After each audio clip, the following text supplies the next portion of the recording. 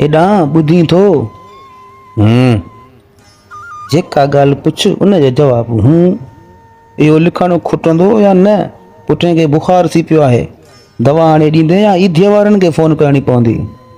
बसि बाक़ी 2 सुफ़ा आहिनि, अजाई कावड़ न कर, इहे सरकारी लिख पढ़ आहे। ॾिसां?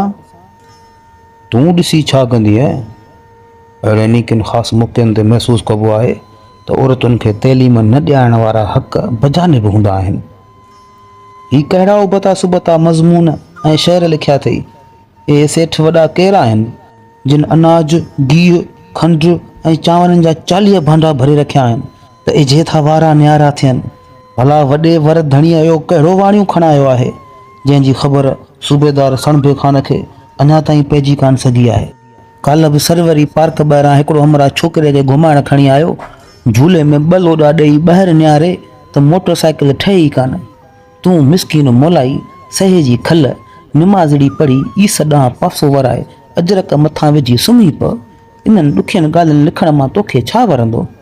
भाऊअ जा भाईवार पहुची विया त ख़बर बि कान पवंदई त गोली आई किथां।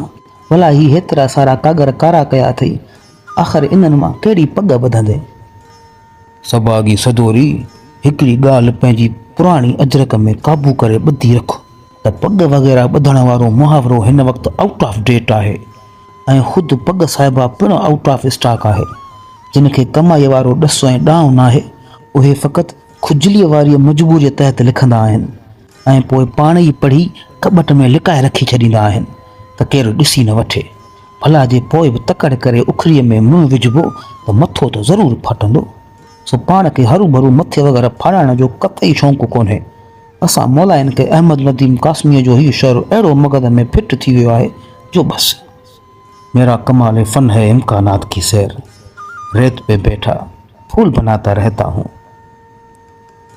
रुगो हवाई तवाई इम्कानात जे सैर वग़ैरह मां छा वरंदुई? तूं क्वालिफाइड हकीम आहीं।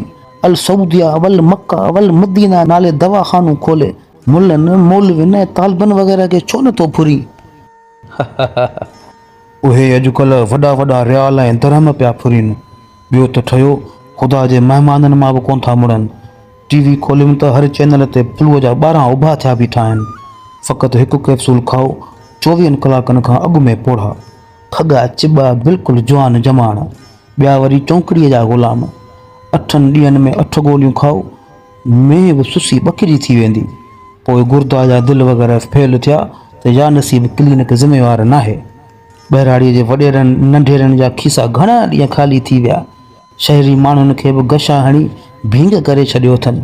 सो पाण वारी गुंजाइश असुलु आहे ई कान।